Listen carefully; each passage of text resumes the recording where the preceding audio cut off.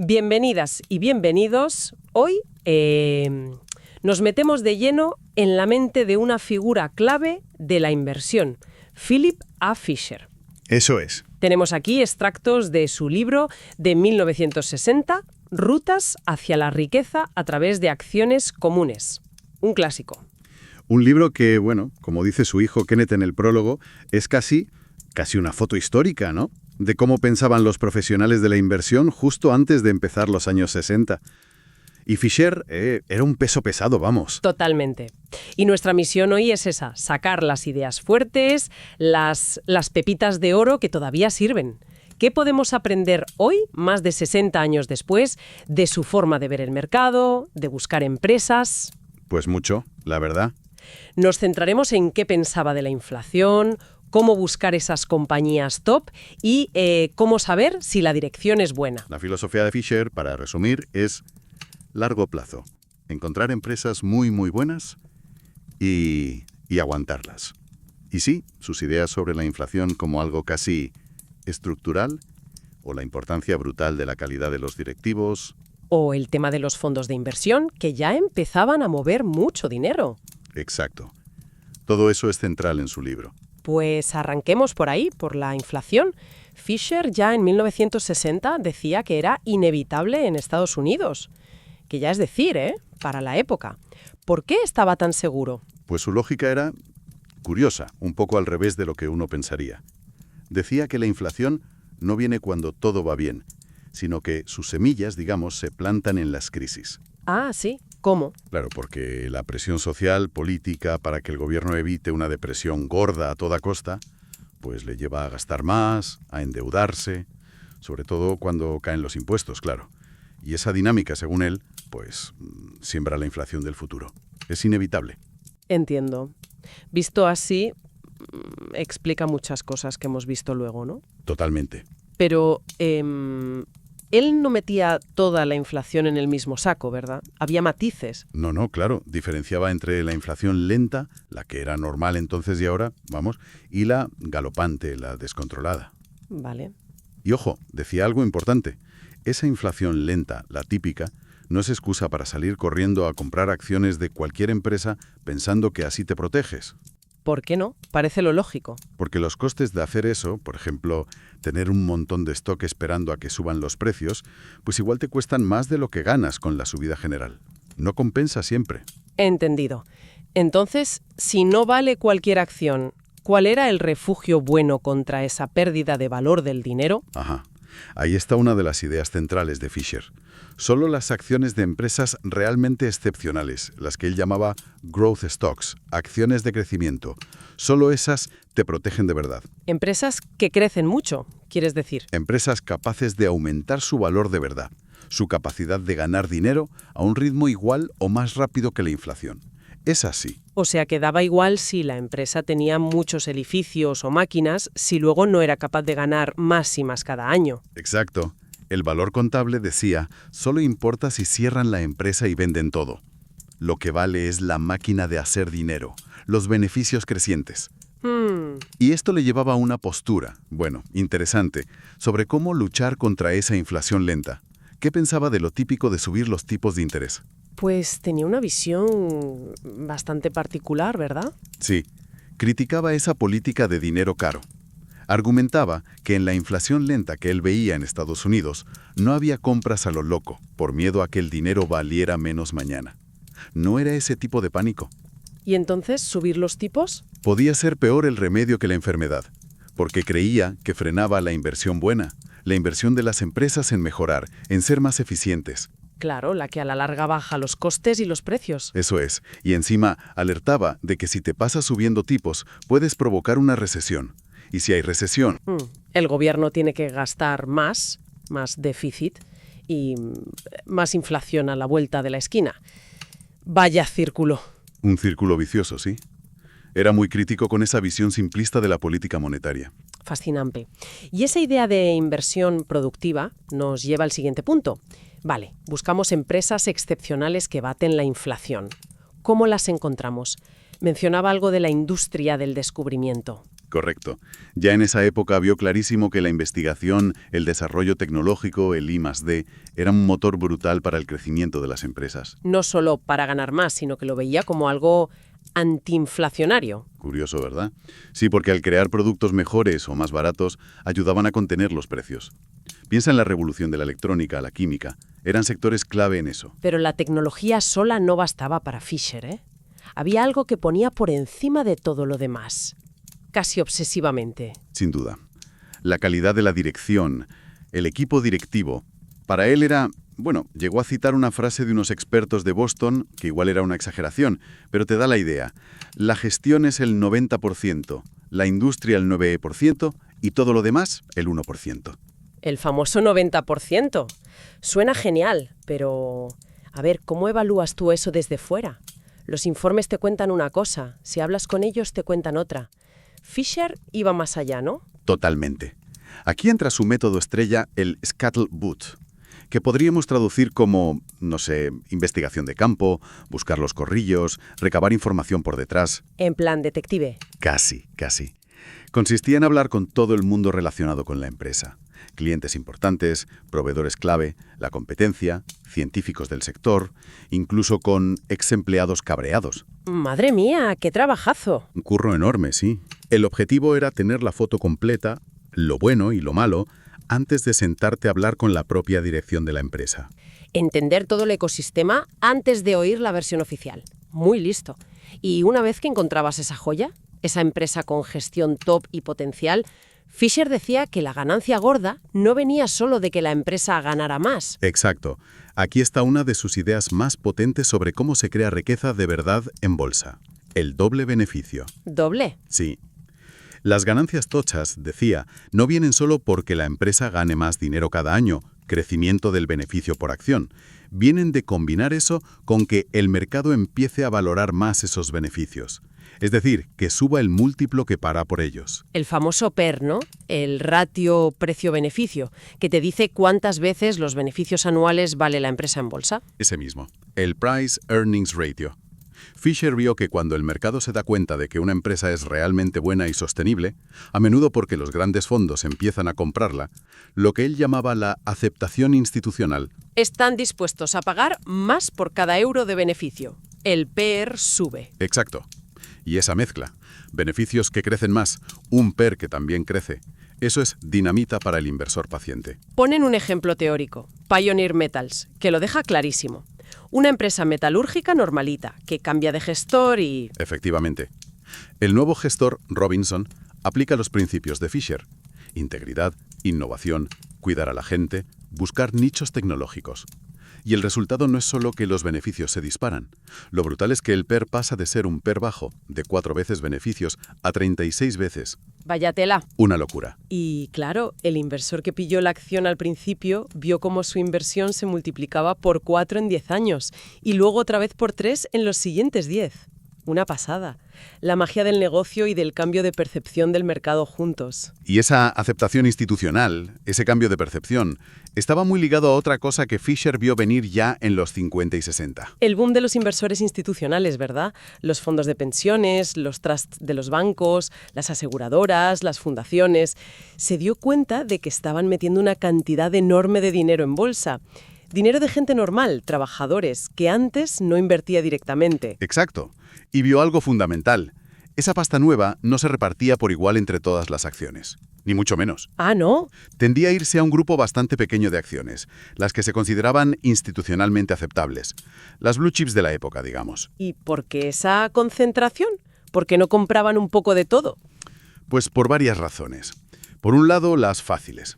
Buscaban empresas grandes, conocidas, con acciones que se pudieran comprar y vender fácilmente, líderes. Lo típico. Pero había más. ¿El qué? Factores legales y, de comportamiento. Aquí entraba la famosa regla del hombre prudente, Prudent Man Rule. Que obligaba a los gestores de dinero ajeno, como los de los fondos de pensiones o los trusts, a invertir con prudencia. Suena bien, pero en la práctica, ¿qué era ser prudente? Pues, en muchos casos, ser prudente era hacer lo que hacían los demás grandes gestores. Sobre todo los bancos importantes de Nueva York, que marcaban tendencia. Claro, si todos compran IBM y tú también compras IBM, aunque luego vaya mal, nadie te puede decir que hiciste una locura, hiciste lo prudente. Rebaño. Y eso hacía que el dinero se concentrara todavía más en esas pocas acciones seguras, aunque objetivamente igual había otras mejores por ahí en ese momento. Y eso afectaba a los precios, claro, a las valoraciones. Directamente. Esa demanda tan concentrada creaba como una escasez artificial de esas acciones favoritas, y eso hacía que sus PERs subieran todavía más respecto al resto del mercado. Entiendo. Por eso Fisher insistía tanto. Si encuentras una empresa buenísima, antes de que le llegue la bendición de los institucionales, ahí tienes la oportunidad de oro para pillar esa doble ganancia, que crezcan los beneficios y que además le suban el PER. Clarísimo. Oye, y mirando fuera de Estados Unidos, Fisher también hablaba de la competencia extranjera, que ya en 1960 era un tema, por lo de los sueldos más bajos fuera. ¿Cómo veía él eso de invertir directamente en empresas extranjeras? Pues con bastante reparo, ¿eh? Al menos para el inversor particular americano de entonces. Veía muchos problemas. ¿Cómo cuáles? Pues mira, dificultad para conseguir información fiable, las cuentas de las empresas eran distintas, los mercados tenían menos liquidez y, sobre todo, el riesgo político. Que te cambiaran las reglas del juego. Claro, ponía el ejemplo de lo que acababa de pasar en Cuba con la United Fruit Company, que se la quitaron. Eso dolió a muchos inversores americanos. Entendido. O sea, invertir fuera, complicado. Entonces, ¿cuál era la solución para las empresas americanas? ¿Cómo competir con esos costes más bajos? Su respuesta era rotunda. Innovación. Liderazgo tecnológico. Si una empresa americana estaba siempre a la última en su tecnología, la competencia, fuera de US o dentro, siempre iría a remolque copiando. Esa era la verdadera ventaja competitiva duradera, más que los costes bajos. Exacto. Incluso decía que ese liderazgo tecnológico te daba poder para negociar con gobiernos extranjeros poco amigables. Recordaba ejemplos históricos, ¿no? Como técnicos muy especializados que incluso regímenes como el nazi necesitaban, o las petroleras en Oriente Medio con su tecnología. Interesante. Y siguiendo con estrategias de empresa, ¿qué pensaba de las fusiones y adquisiciones? Que también empezaban a moverse más. Pues ahí, era bastante escéptico. Cauto, muy cauto. No les bebía ventajas. Sí, reconocía que podían tener sentido, ¿eh? Para ahorrar costes, para aprovechar sinergias, o si una empresa muy bien gestionada compraba otra peor y la mejoraba. Eso sí. Pero veía muchos peligros. Los roces entre plantillas, entre culturas de empresa, que la dirección se despistara con negocios que no conocía bien. Y el gran clásico, que te vendan la moto. El vendedor siempre sabe dónde están los problemas escondidos de lo que vende. El riesgo de comprar gato por liebre. daba algunas pistas, ¿no? Sobre qué fusiones eran más peligrosas. Sí.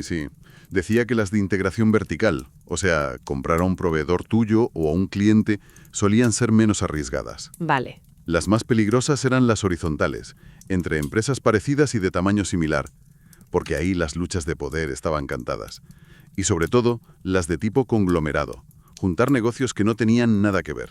Criticaba eso de diversificar por diversificar, ¿no? Si era para comprar empresas mediocres. Totalmente. Se adelantó a las críticas que luego les llovieron a los grandes conglomerados de los 60 y 70. Ahora, ojo, sí veía valor en comprar empresas pequeñas por su tecnología o por fichar talento. Eso sí. Y había otro tipo de alianzas que sí le gustaban más. Las joint ventures, empresas creadas a medias entre varias compañías para un proyecto concreto, como Dow Corning, que era de Dow Chemical y Corning Glass. Esas sí le parecían buena idea. Sí, a menudo decía que eran muy exitosas, pero creía que su valor no se veía bien en el precio de las acciones de las empresas madre. ¿Y proponía? Sacarlas a bolsa. Exacto, sacar a bolsa una parte de esas filiales conjuntas para que el mercado viera su valor real. Otra idea para desbloquear valor, como se dice ahora. Muy actual, sí. Oye, y si la gestión era tan importante para Fisher, ¿qué pensaba de las herramientas formales que tienen los accionistas? El derecho a voto, las peleas en las juntas para cambiar la dirección, las proxy fights, como las llaman. Pues aquí también era muy pragmático, muy Fisher. Decía que para el inversor que busca empresas con gestión excepcional, esas peleas por el voto delegado, proxy fights, eran en general una pérdida de tiempo. Una distracción. ¿En serio? Pero ¿no es el voto la forma de cambiar las cosas si la dirección lo hace mal? Fisher creía que había algo mucho más efectivo. votar con los pies. ¿Vender las acciones? Exacto. Si no te gusta cómo lo hacen, vende y busca otra empresa que sí esté bien gestionada. Punto. ¿Y por qué pensaba que eso era más potente que intentar cambiar la dirección desde dentro? Que la presión de ver que el precio de tu acción se hunde, eso sí que les duele a los directivos. Afecta a su reputación, a su propio bolsillo si tienen acciones y a la capacidad de la empresa para conseguir dinero. Eso, decía, era un palo mucho más gordo que unos cuantos votos en contra en la Junta. ¿Tenía su lógica? De hecho, señalaba que históricamente las acciones sin derecho a voto de una empresa no solían valer mucho menos que las acciones con voto de la misma empresa. Como si el mercado tampoco le diera tanta importancia a ese derecho formal. Una visión muy centrada en el negocio real. Y esa forma de pensar tan práctica la aplicaba también a la política en general. Estamos en 1960, plena Guerra Fría, elecciones. Totalmente. Su mensaje era: no te vuelvas loco cambiando tu estrategia de inversión a largo plazo porque ganen los demócratas o los republicanos. Creía que daba igual quién gobernara. No exactamente igual, pero sí que en el fondo, ambos partidos en Estados Unidos se movían dentro de un consenso básico a favor de la empresa privada. Que la sangre no llegaría al río, vamos. Decía que las filias y fobias políticas nublan el juicio del inversor, ¿no? Exacto. Ponía el ejemplo de inversores republicanos que vendieron todo presos del pánico cuando Roosevelt lanzó el New Deal, porque les sonaba a socialismo, y se perdieron subidas enormes. Porque no vieron que esas políticas, aunque no les gustaran, iban a generar inflación y a beneficiar a ciertas acciones. Justo. Las reacciones del mercado a corto plazo por unas elecciones eran ruido. Previsibles quizá, pero ruido. Lo importante era la empresa y la empresa, a largo plazo. Además de todos estos principios, Fisher también echó un vistazo a sectores concretos de su época. Químicas, electrónicas, farmacéuticas. ¿Podemos ver cómo aplicaba ahí sus ideas? Claro, es interesante. Por ejemplo, el sector químico. Lo veía como de crecimiento sólido, pero más tranquilo, ¿sabes? Lento pero seguro, decía, creciendo 2,5 o 3 veces lo que crecía la economía. Con barreras de entrada altas, supongo. Mucha inversión. Eso es, mucho capital. Eran buenas para el inversor paciente. La oportunidad, pillarlas en un bache temporal, un problema técnico en una planta nueva, o si había una mejora de gestión que el mercado aún no había visto. Encajaba bien con su idea de largo plazo y buena gestión. ¿Y la electrónica? Era Todo lo contrario. totalmente. La noche y el día. Crecimiento brutal. Hablaba de un 25-45% al año. Pero un riesgo altísimo. ¿Por qué? Pues porque la inversión para entrar no era tan bestia como en químicas. Así que salían competidores como setas. Y la tecnología cambiaba a una velocidad de locos. Ahí la gestión era todavía más crítica, imagino. Absolutamente. Liderazgo en IMACIMES continuo, saber gestionar bien los contratos militares para desarrollar tecnología civil y ser muy bueno vendiendo, no solo inventando cacharros. El ejemplo perfecto de la industria del descubrimiento, pero con un riesgo enorme si la dirección no estaba a la altura. ¿Y las farmacéuticas dónde quedaban? También crecían mucho, pero eran menos cíclicas, no dependían tanto del ciclo económico. Pero tendrían sus riesgos también, ¿no? Claro, el principal, que el gobierno les metiera mano por los márgenes altos, y el riesgo de que un descubrimiento nuevo dejara tu producto estrella obsoleto de la noche a la mañana. Aquí la clave era: Identificar empresas con buena investigación, con una cartera de futuros productos prometedora, y una gestión capaz de manejar esos riesgos. La oportunidad venía si el sector se ponía de capa caída temporalmente, o si eras capaz de ver venir un blockbuster antes que los demás. es curioso cómo, incluso mirando sectores, siempre vuelve a lo mismo: crecimiento, gestión y esa necesidad de investigar a fondo, el Scarlet Beat. Y decía que no había que obsesionarse con las etiquetas, ¿verdad? Sí, ponía el ejemplo de IBM. Era electrónica, maquinaria, ofimática, daba un poco igual la etiqueta. Lo importante era entender qué hacía ganar dinero a esa empresa. Y ya entonces, ojo, señalaba que el sector servicios tenía un potencial enorme. Un visionario también en eso. La verdad es que meterse en las ideas de Fisher de 1960 es muy revelador. Todo el rato insistiendo en la gestión excelente, el mirar a largo plazo, esa investigación casi de artesano con el Scarlet Beat, entender bien la inflación, el papel de los grandes fondos, es que sigue siendo un esquema mental súper potente hoy. Totalmente. Nos deja lecciones muy claras. Que no vale cualquier acción para la inflación. Que hay que ser muy escéptico con las fusiones. Y quizá lo más importante, No distraerse con el ruido, sea político o del día a día del mercado. Centrarse en la calidad del negocio y de la gente que lo lleva. Y aunque el mundo es radicalmente distinto hoy, la tecnología, la globalización, la velocidad a la que va todo, las preguntas de fondo que te obligaba a hacerte Fisher siguen ahí. Son las mismas. Absolutamente. ¿Es esta dirección de verdad excepcional? ¿Tiene visión? ¿Tiene la empresa una ventaja que va a durar? ¿Cómo me afecta a mí, a esta inversión, la inflación real? ¿Entiendo los riesgos o solo me creo la historia bonita del crecimiento? Son preguntas de siempre para el inversor que piensa. Fisher valoraba investigar a fondo, el hablar con la gente, la paciencia. Y eso nos deja una pregunta final para pensar, ¿no? En esta época de Twitter, de algoritmos, de noticias cada segundo, ¿cómo aplicamos hoy ese espíritu scuttlebutt? Buena pregunta. ¿Hemos perdido la capacidad o la paciencia para mirar esos intangibles? La cultura de empresa, la visión a largo plazo, que para él eran vitales. O quizás solo tenemos que ser más listos y encontrar otras herramientas para hacer esa investigación profunda hoy en día. Adaptar sus principios. Ahí queda la reflexión. Gracias por acompañarnos en este análisis de las ideas de Philip A. Fisher.